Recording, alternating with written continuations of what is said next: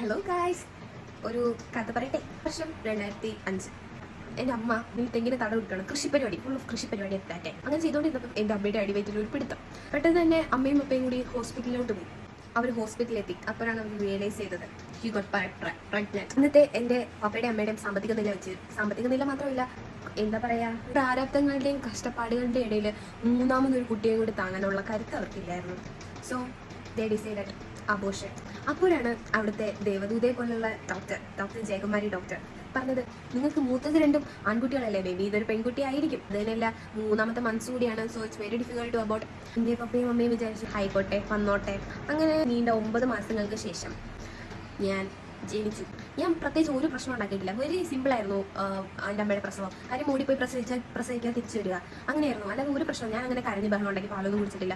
എനിക്ക് എന്തെങ്കിലും തരിക, ഞാൻ കിടന്നുറങ്ങുക. അതുകൊണ്ട് ഒരു പ്രശ്നം ഉണ്ടായിട്ടില്ല, ഇപ്പോഴും ഉണ്ടായിട്ടില്ല എന്നാണ് എനിക്ക് തോന്നുന്നത്. ഇപ്പം വല്ല കുട്ടിക്ക് വേണ്ടി കിടന്ന് കരയുന്നതല്ലാതെ അന്ന് ഞാൻ കരഞ്ഞിട്ടില്ല.